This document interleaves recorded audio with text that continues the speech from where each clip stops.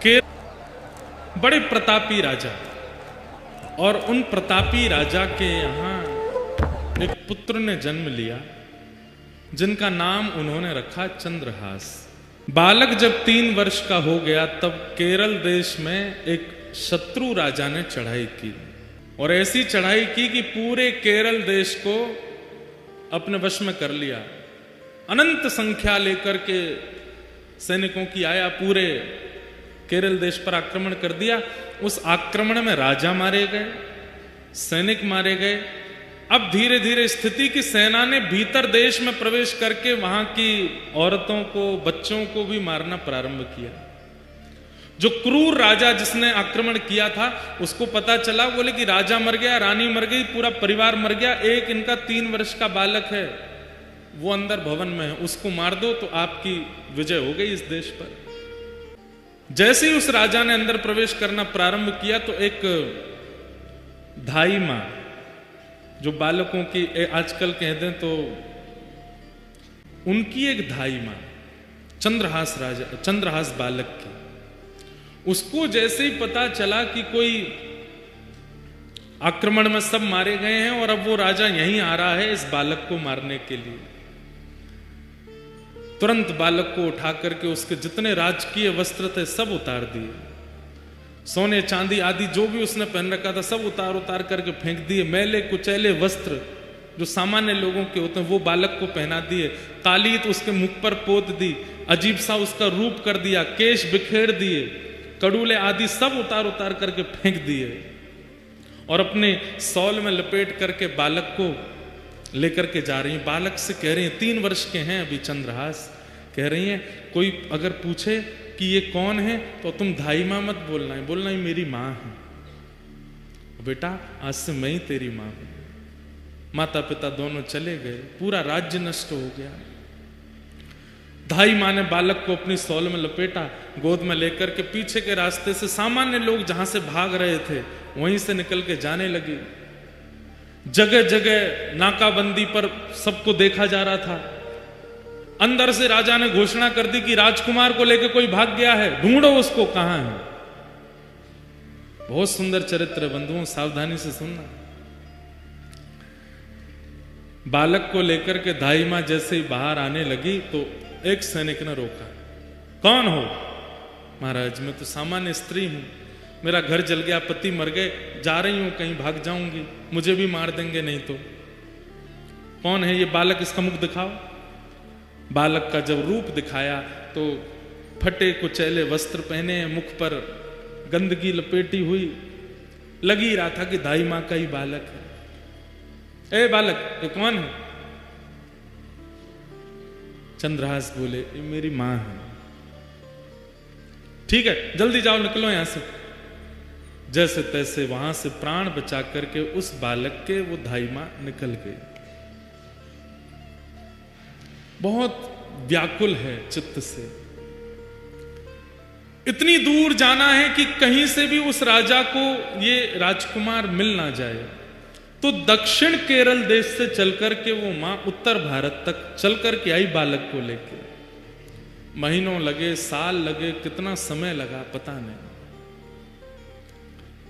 और ग्वालियर के पास में जो कुंतलपुर गांव जिसके बारे में हम लोग सुनेंगे, जहां के ये राजा बने कालांतर में, वहां पहुंच गए। वहां के तत्कालीन राजा कोई थे, उनके मंत्री थे, उसका नाम था दृष्टबुद्धि। क्या नाम था? दृष्टबुद्धि। दृष्टबुद्धि के पास जाकर के दाई मां ने कहा मैं दासी हूं, बहुत निपुण हूं, आप मुझे जो काम कहेंगे मैं करने को तैयार हूं, मुझे कोई नौकरी दे दीजिए। मां को लगा अब उत्तर भारत में कम से कम इतने 1000 किलोमीटर की दूरी है, कम से कम यहां सुरक्षित रहेंगे राजकुमार।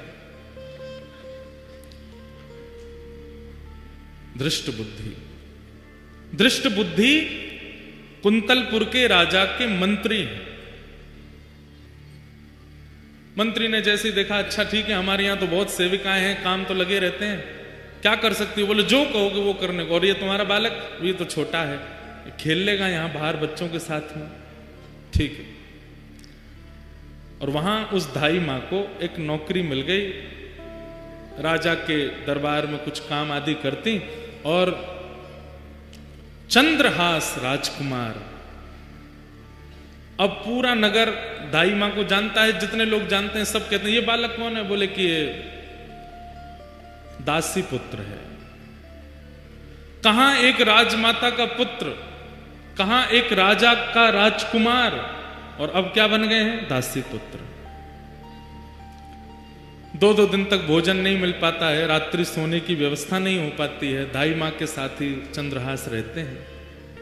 आज चंद्रहास जी एक दासी पुत्र हो गए। कैसा उनका जीवन? छोटे बच्चों के साथ में बाहर गली में खेलते हैं, नाली में गिर जाते हैं, सब कुछ राजकीय अब नष्ट हो चुका है, और दासी पुत्र के नाम से ही जाने जाते हैं। लेकिन ठाकुर जी जब परीक्षा लेने पे आते हैं तो बंधु अति कर देते हैं कई बार। 5 वर्ष की आयु हुई चंद्रहास जी की, और जो दाई मां उनको लेके भागी थी बचाने के लिए, अब उसके प्राण निकलने लगे। कोई नहीं है अब चंद्रहास जी का इस दुनिया में।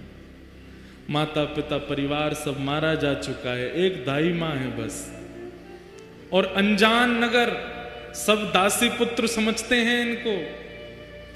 चंद्रहास जी गए अपनी मां के पास, दाई मां के पास, तो देखा बिस्तर पर पड़ी, बुखार चढ़ रहा है।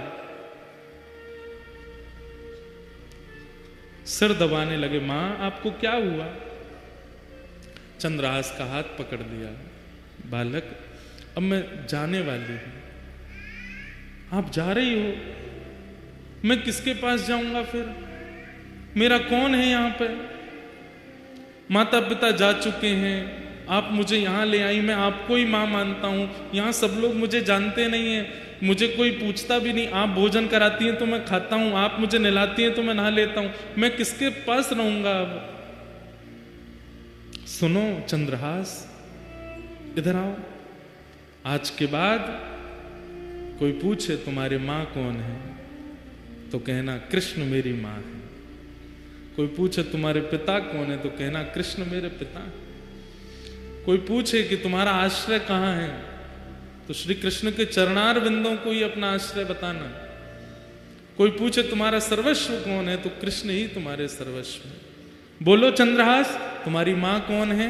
चंद्रहास रोते हुए बोलते हैं कृष्ण मेरी मां है। जानते भी नहीं है कृष्ण है कौन, बस मां समझा रही है। कौन है तुम्हारी मां? कृष्ण मेरी मां। तुम्हारे पिता कौन है? कृष्ण मेरे पिता है। तुम्हारे सर्वस्व कौन है? कृष्ण मेरे सर्वस्व। और यही कृष्ण मेरे सर्वस्व, कृष्ण मेरे सर्वस्व कहते कहते कहते दाई मां ने भी प्राण त्याग दिए। अकेले रह गए हैं चंद्रहास पूरी दुनिया में, अब कोई नहीं है उनके पास। नारद जी कथा सुना रहे हैं और सामने बैठ के कृष्ण अर्जुन दोनों रो रहे हैं चंद्रहास जी का चरित्र। चली गई मां, किसी के घर में किराए पर या कैसे भी रहती थी, उन घर वालों ने अब चंद्रहास जी को घर से निकाल दिया। मां तो थी, काम करके कुछ देती थी, अब तू अकेला क्या करेगा यहां पर, निकल जा। छोटे से 5 वर्ष के चंद्रहास निकल गए घर से। कभी किसी वृक्ष के नीचे सो जाते हैं, कभी किसी तालाब के पास पहुंच करके वहां जल पी लेते हैं। नगर में ही रहते हैं, किसी ने नगर से नहीं निकाला, पर अपने घर कोई नहीं बुलाता उनको। जो बच्चे खेलने आते थे वो भी अब दूर दूर रहने लगे। बस एक ही बात रटते रहते हैं, कृष्ण मेरी मां है, कृष्ण मेरे पिता हैं, कृष्ण मेरे सर्वस्व हैं। कृष्ण मेरी मां है, कृष्ण मेरे पिता हैं, कृष्ण मेरे सर्वस्व। कभी कोई साधु महात्मा मिल जाते, अरे बालक अकेले कहां घूम रहे हो, छोटी अवस्था, मां कहां है तुम्हारी? कृष्ण मेरी मां है। अरे पिता कहां है तुम्हारा? कृष्ण मेरे पिता हैं। घर कहां है तुम्हारा? ठाकुर जी के, कृष्ण के चरण ही मेरे घर है। संत जन देख करके सुन के बड़े खुश होते, हृदय से लगाते, फल आदि दे देते। तो चंद्रहास जी खूब प्रेम से पाते। 5 दिन हो गए, प्रसाद नहीं मिला, खा लेते। ऐसी स्थिति चंद्रहास जी की रहती है। कुछ गांव के बच्चे उनको मित्र तो मानते थे, पर दूर से ही उनके साथ में देख करके बस दूर ही रहते थे, माता पिता जाने नहीं देते थे। एक दिन चंद्रहास बैठे, कुछ बालक छुप करके आ गए उनके पास। बोले चंद्रहास हमारे साथ कुछ खेलो ना। बोले कौन सा खेल खेलोगे? बोले तुम बताओ वही खेलेंगे। बोले बाकी खेल तो मुझे नहीं आते, कीर्तन रूपी खेल आता है। बोले कीर्तन रूपी खेल ही खेलो। बोले इसमें क्या करना पड़ता? बोले एक गाएगा, बाकी सब उसके पीछे गाएंगे। जीतेगा हारेगा कौन? बोले सब जीतेंगे, हारेगा कोई भी नहीं। कीर्तन रूपी खेल में कोई नहीं हारता, सब जीतते हैं। चंद्रहास जी अपने भुजा उठा करके चारों तरफ बालकों को बैठा करके कीर्तन करते हैं। सारे बालक चंद्रहास जी के पीछे पीछे गाते हैं। ऐसा मधुर संकीर्तन हुआ।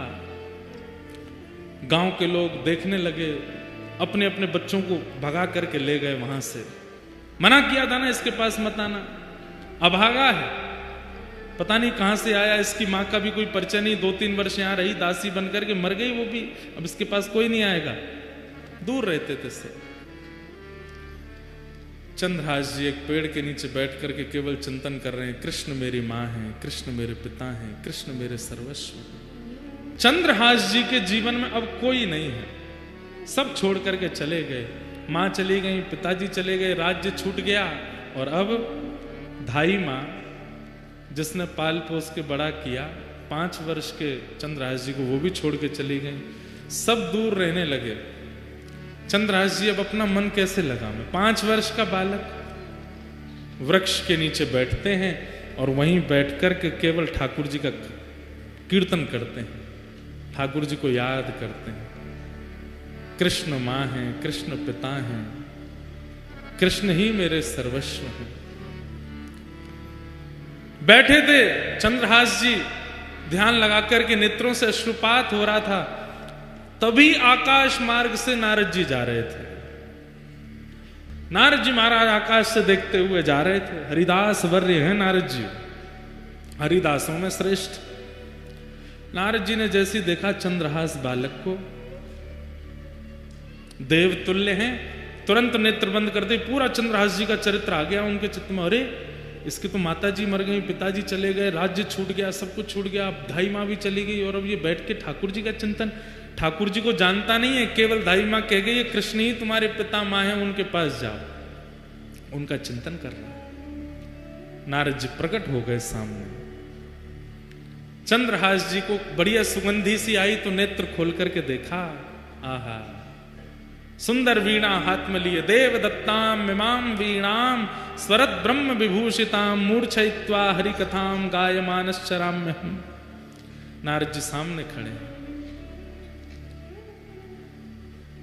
चंद्रहास जी बोले, हे ऋषिवर, मैंने अनेक संत ऋषियों के दर्शन किए, पर आप जैसा तेज और आप जैसी उपस्थिति से जो मेरे चित्त में प्रसन्नता, ऐसा मुझे पहले कभी नहीं हुआ। आप कौन हो? नारद जी बोले, मैं नारद हूं। ये नारद कौन है? चंद्रहास जी को क्या पता, कथा आदि तो कभी सुनी नहीं। नारद जी बड़े प्रसन्न हो, बोले नारद चंद्रहास, मैं परम भक्त हूं ठाकुर जी का, ठाकुर जी मुझसे बहुत प्रेम करते हैं। कौन ठाकुर जी? बोले श्री कृष्ण। श्री कृष्ण नाम सुनते ही चंद्रहास जी तो व्याकुल हो गए। मेरी मां कृष्ण, मेरे पिता कृष्ण, मेरे सर्वस्व, और जो धाई मां बोल के गई वही कृष्ण। बोले हाँ, मैं उनको बहुत प्रिय हूं, उन्होंने मुझे भेजा तुमसे मिलने के लिए। चंद्रहास जी रोने लगे, मेरे सब छोड़ के मुझे चले गए, धाई मां बोल के गई कृष्ण ही मेरे सर्वस्व में, वो मुझे कैसे मिलेंगे? कृपा करके मुझे बताओ ना। नारद जी महाराज बोले, मिलेंगे, जल्दी मिलेंगे। उससे पहले तुम्हें अभी बहुत कुछ करना है और तुम्हारे द्वारा बहुत कुछ होना है, ताकि और वैष्णवों को भी प्रेरणा मिले। इसलिए चंद्रहास, सबसे पहले तुम दीक्षा ग्रहण करो, आओ मेरे पास। और श्री चंद्रहास जी को सामने बैठा करके श्री नारद जी महाराज ने दीक्षा प्रदान की। गले में कंठी माला पहनाई, सिर पर तिलक लगा दिया और कान में मंत्र कह करके कहा कि अब नित्य इस मंत्र का जाप करना है। चंद्रहास, ठाकुर जी तुमको मिलेंगे। और अब एक चीज और करनी है, क्या? ठाकुर सेवा। सेवा से मन की मनीलता जाती है। मैं कैसे सेवा करूंगा? मेरे पास तो ना घर है, ना मकान है, ना आसन है, ना सिंहासन है, कुछ भी नहीं है। मैं तो खुद पेड़ के नीचे रहता हूं, कोई आश्रय मुझे मिलता नहीं। कीर्तन गाता हूं तो कई बार लोग कीर्तन करने के लिए घर पर बुला लेते हैं, तो भोजन प्रसाद पवा देते हैं। मैं ठाकुर जी की सेवा कैसे करूंगा? बोले तुम चिंता मत करो, तुम्हारे पास ठाकुर जी हैं। बोले मेरे पास? बोले हाँ। कहाँ है? वो तुम जो गोटियों से खेलते हो कंचा, उनको लेके आओ। तो खूब सारे कंचे इकट्ठे किए थे चंद्रहास जी, पूरे दिन अकेले क्या करें, उनसे खेलते रहते थे। उन्हीं कंचों में एक बहुत सुंदर श्याम वर्ण के वो शालिग्राम जी थे, और उनको भी रखा था। नारद जी ने ढूंढ करके कंचों के बीच में शालिग्राम जी निकाले, बोले ये हैं, ये ठाकुर जी हैं। चंद्रहास, अब इन्हीं की सेवा तुमको करनी। ये ठाकुर जी हैं, मैं तो इनसे खेलता था। तो बोले तो क्या हो गया, पता नहीं था ना तुमको? अब हम बता रहे हैं, ये ठाकुर जी हैं, शालिग्राम भगवान है। फिर शालिग्राम भगवान कौन होते हैं, कैसे होते हैं, पूरी कथा सुनाई नारद जी ने चंद्रहास जी को। ये कौन है, कैसे हैं, कहां से आए हैं, कैसे इनका प्रादुर्भाव हुआ। अभी देवोत्थान एकादशी, तुलसी शालिग्राम विवाह, उस दिन शालिग्राम जी का जन्मोत्सव भी है, उसी दिन शालिग्राम जी प्रकट हुए। पूरी कथा सुनाई। बोले गंडकी नाम की परम भक्ता ने भगवान की स्तुति गाई कि मैं यशोदा जी की तरह गोद में खिलाना चाहती हूं। तो ठाकुर जी ने सतयुग त्रेता द्वापर में तो उनकी गोद में वास्तविक में खेले, पर कलयुग आते ही भगवान ने आज्ञा की कि अब देवी ये कार्य नहीं हो पाएगा। गंडकी रोने लगी, तो आपकी वाणी सफल कैसे होगी नाथ? तब ठाकुर जी बोले तो एक काम करो, क्या? तुम नदी बन जाओ और हम शालिग्राम बन करके तुम्हारे भीतर विराजेंगे, तुम्हारी गोद में खेलते रहेंगे। और वही गंडकी नदी बन गई, शालिग्राम जी उसमें विराजते हैं। ये पूरी कथा नारद जी ने चंद्रहास जी को सुनाई। चंद्रहास जी ने शालिग्राम जी की महिमा जान करके बड़े प्रसन्न हो गए और कहा, पर गुरुदेव मैं सेवा करूं कैसे? ना मुझ पर चंदन है, ना रोली है, कुछ भी तो नहीं है, ना इत्र है, ना कोई माला है, क्या कैसे करूंगा? तब नारद जी ने कहा, बोले सबसे सरल सेवा है इनकी। बोले क्या? दिखा के खाओ, धो के पी लो। जो भी खाना है इनको दिखा के खाना है, और जो भी पीना है इनको उसमें धो करके ही पीना। उस समय चाय आदि तो कुछ होती नहीं थी, दूध था और पानी था। बोले जब दूध पियो तो इनको धो दो, जो बचे उसको पी लो, जब जल पियो तब भी इनको धो दो, पी लो, और जो भी पाओ इनको दिखा के खाओ। अब सुनिएगा कितने सरल हैं चंद्रहास जी। चंद्रहास जी बोले मुझ पे तो जेब भी नहीं है, मैं इनको कहां लिए घूमूं? नारद जी बोले अब तुम देख लो, अब हमने तुमको सेवा बता दी है, तुमको जैसे रुचि लगे। तुम्हारे पास जब गोटी बन के खिल सकते हैं तो जैसे तुम रखोगे वैसे रह भी लेंगे। सोई चंद्रहास जी ने शालिग्राम जी मुंह में धर लिए। बोले गुरु जी ये बढ़िया है। बोले क्या? जो भी खाऊंगा इनको दिख करके ही पेट में जाएगा, जो भी पीऊंगा धुल करके ही पेट में जाएगा। आप लोग ऐसा मत करना, कहीं आप ऐसे करो। जैसे ही मुंह में शालिग्राम जी रखे, नारद जी के नेत्र सजल हो गए। वाह भैया शालिग्राम, इस ब्रह्मांड में दो ही हुए जिन्होंने मुंह में शालिग्राम रखे, या तो गोपाल जी या चंद्रहास। या तो गोपाल जी ने मुंह में ठाकुर जी रखे।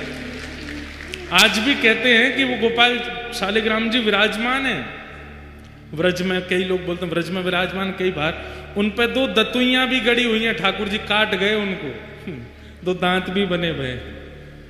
नारद जी ने हृदय से लगा लिया, वारे चंद्रहास तेरी भक्ति बहुत सुंदर है। छोटे से शालिग्राम जी को अपने मुंह में रखते हैं चंद्रहास जी। जो भी खाते हैं उस खाई हुई वस्तु को शालिग्राम जी देख लेते हैं, पा लेते हैं, मुंह में लेके वस्तु कहते हैं, है शालिग्राम देख लो का खा रहा हूं, पा लेते हैं। जब जल पीते हैं तो शालिग्राम जी का स्पर्श होके चला जाता है।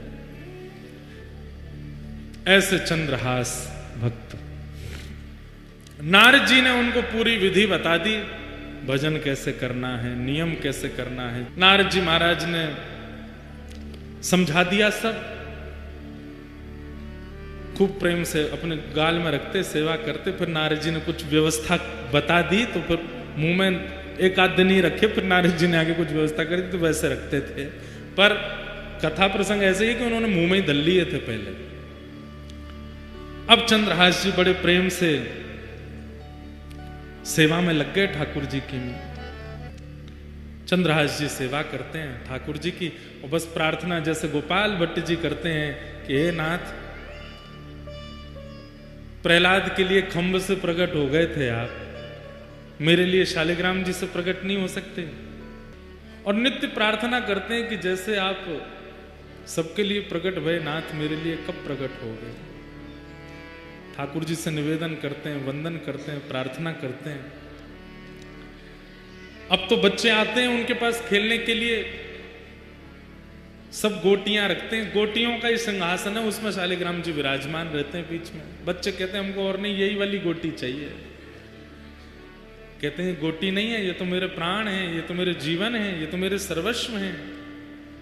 बच्चे उपहास करते हैं, गांव के लोग उपहास करते हैं, बोले गोटी को भगवान मान करके पूछता है, गोटी को भगवान मान करके घर घर जाते हैं, प्रार्थना करते हैं, मोए रोटी नहीं चाहिए, मैं आपको वापस कर जाऊंगा, मेरे ठाकुर जी विराजमान, उनको भोग लगा दूं। जाते हैं, भोग लेते हैं, अपने ठाकुर जी को अर्पित करते हैं, अर्पित करने के बाद फिर वापस उसी घर में जाते हैं, भोग लग गया ठाकुर जी का, अब आप पालो।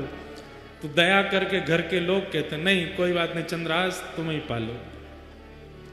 चंद्रहास जी बड़े सुंदर थे, कई बार गांव के लोग उनके रूप माधुरी को देख करके बोलते थे कितना अभागा है, इसका भाग्य कैसा है कि इसकी माँ इसको लेके आई, चल बसी, आज इसका कोई भी नहीं है, पर इसका रूप देखो कितना सुंदर है, इसके रूप माधुरी आदि सब कितनी मनमोहक है।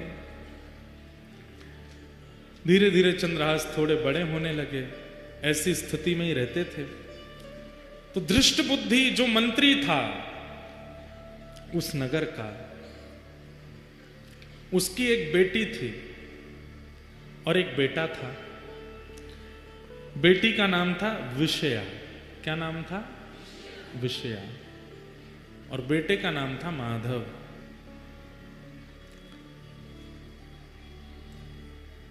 एक बार गालव ऋषि, जिनकी वजह से ग्वालियर नाम पड़ा स्थान का, उन गालव ऋषि का आगमन उस नगर में हुआ, कुंतलपुर में। सब लोग सावधानी से सुनो, इधर देखो। गालव ऋषि का आगमन हुआ तो मंत्री जी ने उनका खूब स्वागत सत्कार आदि किया, और सत्कार करने के बाद कहा भगवान पुत्र की मुझे चिंता नहीं है, पुत्र तो मेरा माधव बन जाएगा कुछ ना कुछ, पर मेरी बेटी बहुत सुंदर है, बहुत गुणवान है, इतने अच्छे अच्छे गुण किसी पुत्री को प्राप्त नहीं होते जैसे मेरी पुत्री में। आप कृपा करके इसकी जन्म कुंडली या इसकी हस्तरेखा देख करके बताओ इसका भविष्य कैसा होगा। और मुझे सबसे बड़ी चिंता तो है, मैं बोल नहीं पा रहा हूं, पर इसका पति कौन होगा, किससे इसका ब्याह होगा। गालव ऋषि बोले लाओ दिखाओ। जैसे ही विषया का हाथ देखा, हाथ देख करके उसकी पूरी कुंडली आदि सब बना करके गालव ऋषि बोले दृष्टबुद्धि, तुम्हारी पुत्री को परम सुंदर पति प्राप्त होगा, बहुत सुंदर। उसको देख करके सब न्योछावर हो जाएंगे, इतना सुंदर स्वरूप उसका होगा, ठाकुर जी जैसा स्वरूप होगा। सुन करके पूरा नगर प्रसन्न हो गया, सब घर के लोग प्रसन्न हो गए, आनंदित हो गए, वाह सुंदर वर मिलेगा। तो दृष्ट बुद्धि गालव ऋषि से कह रहे हैं मेरी पुत्री की कुंडली देख के बताओ कैसा वर मिलेगा। तो बोले बहुत सुंदर होगा, रूप बहुत सुंदर होगा उसका। अच्छा, गुण? गुण इतना सरल, इतना सहज, इतना योग्य, इतना विशेष, इतना अद्भुत कि कोई भी उसके पास बैठेगा, उससे वार्ता अगर कर लेगा तो उसमें एक वशीकरण जैसा होगा, उसी का हो जाएगा, उसके भाव में मोहित हो जाएगा, ऐसा पति होगा। कार्य आदि क्या करेगा? बोले कार्य बोले एक दिन वो बालक कुंतलपुर का राजा बनेगा। ये सुनकर के तो दृष्ट बुद्धि नाचने लगा, वाह वाह वाह, मैं मंत्री हूं, मेरी कन्या राजा को ब्याहेगी। ब्याह के बाद राजा बनेगा, ब्याह से पहले नहीं। बोले कभी बन तो जाएगा ना राजा। बोले हाँ राजा बनेगा, राजा से ही ब्याह होगा। बोले अच्छा और बताइए और बताइए। गुण गुण बताते गए। बोले गालव ऋषि बोले सब गुण ही गुण हो ऐसा नहीं होता, कुछ अवगुण भी होते हैं। बोले अवगुण बताओ। बोले अवगुण ये, तुमसे उसका मेल नहीं खाएगा, तुम्हारी बेटी से बढ़िया चलेगी उसकी, पर तुम्हारी और तुम्हारे जमाई की बिल्कुल नहीं बनेगी। ये सुन करके अब वो दृष्ट बुद्धि सोचने लगा ये कैसे हो सकता है, मैं मंत्री हूं इस राज्य का, यहां का भावी राजा, उससे मेरी नहीं बनेगी। बोले हाँ तुम्हारी नहीं बनेगी, और जब तुम्हारी बेटी का ब्याह होगा तो तुम सबसे बड़ी बीच में रुकावट बनोगे। जब गुणों को सुनता है और अब जब अवगुणों को सुनना है तो मेल ही नहीं हो रहा है। बोले जो गुण आपने बताए उसमें मैं रुकावट कैसे बन सकता हूं, सुंदर है, गुणवान है, वशीकरण उसके अंदर होगा, और आप बोल रहे हैं उसमें भक्ति भी होगी। बोले भक्ति की चरम स्थिति, सामान्य नहीं, चरम भक्त होगा भगवान का। बोले ठीक है भक्ति चरम होगी, लेकिन राजा भी तो बनेगा वो कालांतर में, सब होगा, तो फिर मैं बीच में कैसे आ सकता हूं। बोले ये तो समय बताएगा, तुम बीच में कैसे आओगे, तुम्हारी उससे नहीं बनेगी, और तुम हर प्रयास करोगे उसको रोकने का, अपनी पुत्री का होने से। बेटी तो वहीं बैठी बैठी पिता को देखने लगी, पिताजी आप ऐसा मेरे साथ नहीं करोगे ना। बोले बेटी मैं क्यों करूंगा, अब ये बता रहे हैं वो तो सुनना पड़ेगा। ठीक है, सब बातें बताई। सब बातें बताने के बाद गालिब ऋषि ने प्रसाद आदि पाया। बोले चिंता मत करो, बहुत अच्छा भविष्य होगा तुम्हारी बेटिया का, तुम बिल्कुल निश्चिंत रहना। ठीक है, थोड़ी चिंता में तो आ गया दृष्ट बुद्धि। जैसे ही गालिब ऋषि जाने लगे तो सब लोग जाते हैं बाहर तक छोड़ने के लिए। उसी समय बाहर नगर के बालक, जिनके परिवार इतने बड़े नहीं है, छोटे छोटे घरों के बालक, वो सब खेल रहे थे चंद्रहास जी के साथ में। गालव ऋषि जैसे ही बाहर निकले तो उनकी तो दृष्टि ऐसी थी, वो जिसका मुख देख लें उसका भविष्य पता चल जाता था। चंद्रहास जी जैसे ही बाहर आए, बाहर आते ही उनकी दृष्टि ऐसे घुमाई नगर के ऊपर, वहां वो बालक खेल रहे थे, बीच में चंद्रहास जी का तो आकर्षण था ही रूप में। चंद्रहास जी को जैसे देखा, ओहो कुंतलपुर का भविष्य तो मेरे सामने खड़ा है। दृष्ट बुद्धि आया, कौन भविष्य, मतलब हे भगवान आप क्या कह रहे हैं।